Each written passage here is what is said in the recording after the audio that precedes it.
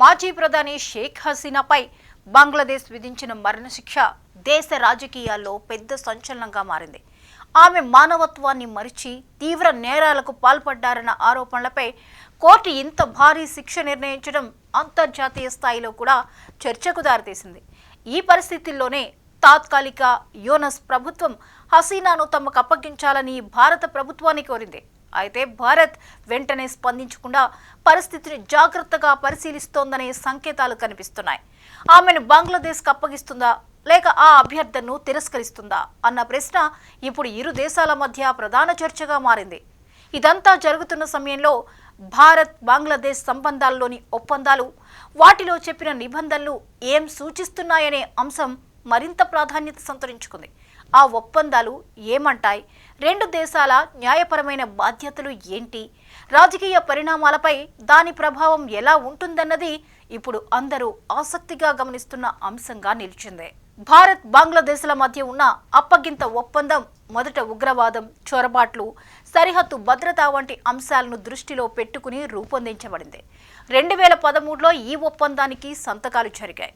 తర్వాత 2016లో రెండు దేశాల్లోనూ నేరాలు చేసి పారిపోయిన వారిని తిరిగి పంపే విషయంలో మరింత స్పష్టత రావడానికి కొన్ని సవరణలు కూడా చేశారు.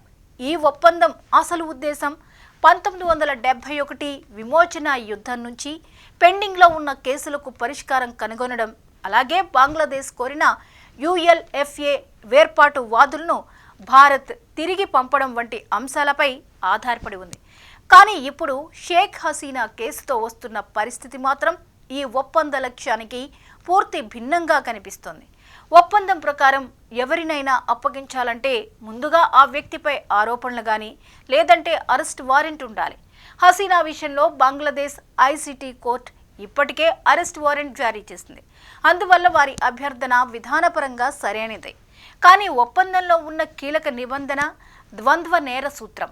అంటే రెండు దేశాల చట్టాల ప్రకారం కూడా ఆ నేరం శిక్షార్హమైనదై ఉండాలి. బంగ్లాదేశ్ చట్టాల ప్రకారం మానవత్వానికి విరుద్ధమైన నేరాలు తీవ్రమైనవి. కానీ భారత్ ఇలాంటి కేసులను వేరే కోణంలో చూస్తుంది. దీంతో హసీనాపై ఉన్న ఆరోపణలు తమ చట్టాల ప్రకారం అప్పగింతకు సరిపోవని భారత్ వాదించవచ్చని అనిపిస్తోంది. ఇక భారత్ బంగ్లాల ఒప్పందంలో మినహాయింపులు కూడా ఉన్నాయి. ఏదైనా కేసులో రాజకీయ కోణం స్పష్టంగా కనిపిస్తే, లేదంటే న్యాయం చేయాలన్న ఉద్దేశం లేకుండా దురుద్దేశంతో అప్పగింత కోరితే ఆ విజ్ఞప్తిని తిరస్కరించే అవకాశం ఉంది. ఇప్పుడు బంగ్లాదేశ్లో యూనస్ ప్రభుత్వం అధికారంలో ఉండటం, హసీనా వారి ప్రత్యర్థి కావడం వల్ల ఈ కేసులో రాజకీయ కోణం కనిపిస్తోందని భారత వర్గాలు అంచనా వేస్తున్నాయి. మొత్తంగా చూస్తే షేక్ హసీనాను భారత్ తక్షణం బంగ్లాదేశ్కు అప్పగించే అవకాశాలు కనిపించడం లేదు.